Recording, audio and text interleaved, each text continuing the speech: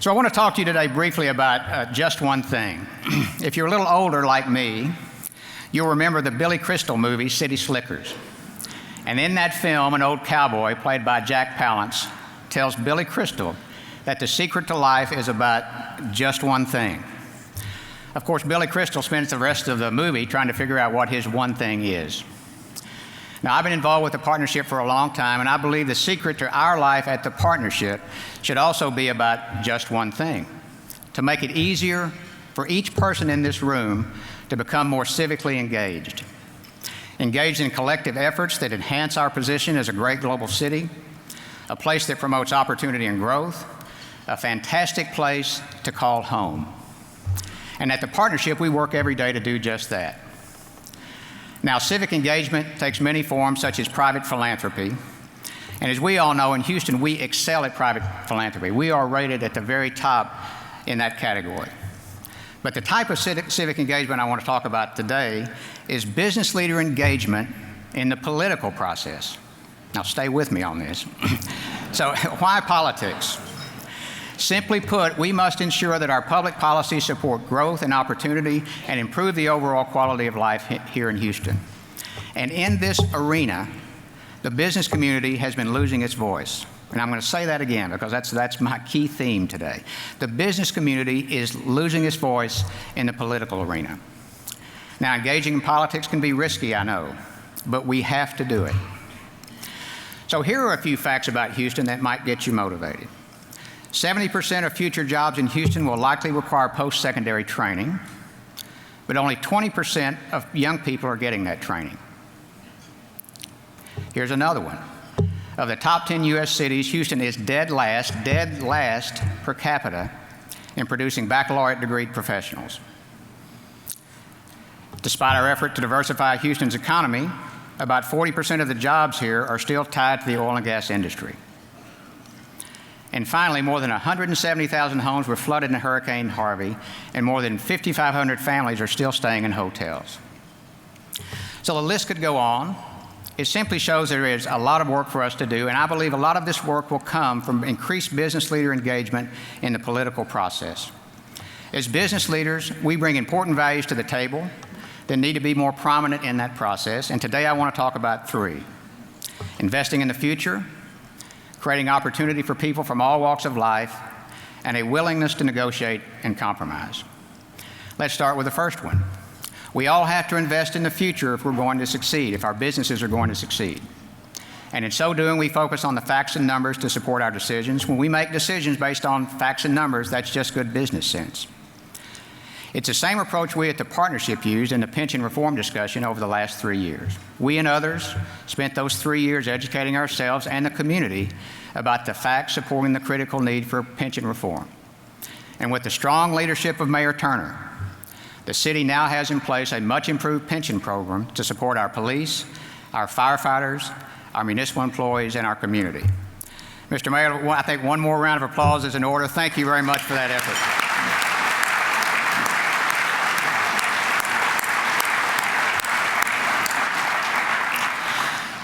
So think about the other issues that are central to the success of Houston as a global city: education, infrastructure, flood resilience, quality of life. We all know what the issues are. We've been talking about them for a long time, and not nearly enough progress has been made. And I want to quickly address one of those topics: our flood infrastructure. Suffice it to say, this is something we absolutely must get right. I commend Judge Emmett for being a leading voice on this. Mayor Turner has been a strong and active voice as well.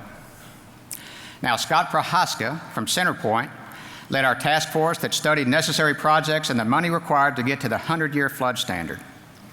And folks, the money required is $54 billion. $54 billion. I'm not going to say it again, I'll sound like Dr. Evil, but that's a lot of money. It's going to be a multi-year effort simply to secure funding, not to mention executing on the projects themselves. And as business leaders, we will need to join with our congressional delegation, with the governor, with the mayor, Judge Emmett, and others, and take a leading role in these discussions. Now, the second business value is creating opportunity for our people, and we do that every day as business leaders. Houston is America's most diverse city. We've all heard that. We all know that better business results come from diversity of ideas that arise from a diversity of people and perspectives. But we also know that diversity alone is not enough. We have to create opportunity for the next generation of Houstonians from all economic and ethnic backgrounds if they are to feel truly part of the fabric of this community. And while Houston has a reputation as a city that welcomes all comers, as business leaders, we need to ensure that Houston is more welcoming and inclusive than it has ever been. Our future depends on it.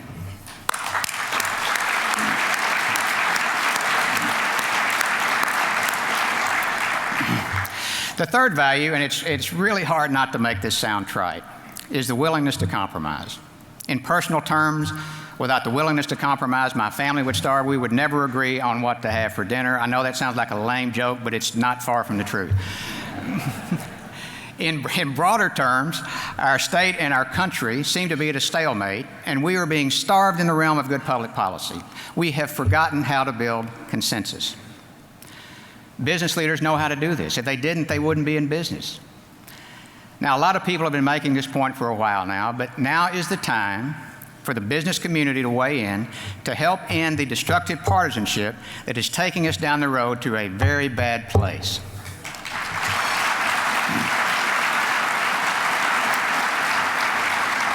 It's time for business leaders to have a broader conception of their role, not simply to focus on what's needed to grow their business, rather to act as citizens of this community, promoting the constructive values I have just described.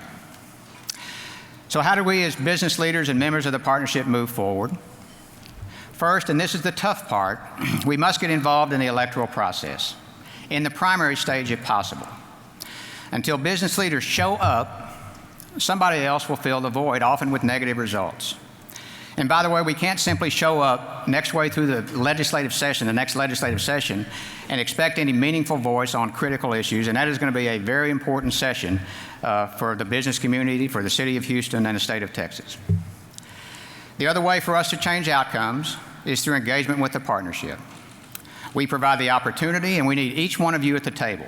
Our committees, our task forces, and special initiatives, like Upscale Houston that Gina Luna, who's here today, has led so well, are the best way to get involved in the issues facing our community.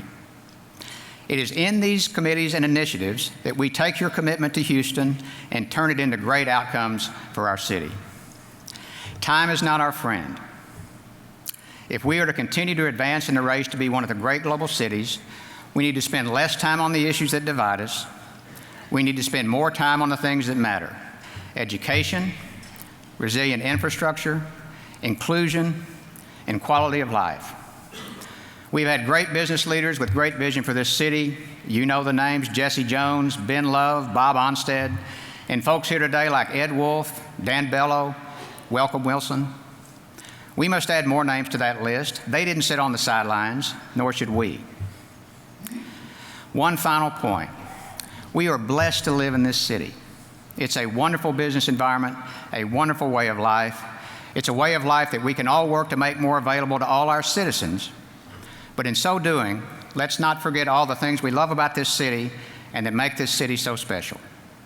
It's a way of life that's worth protecting, worth enhancing.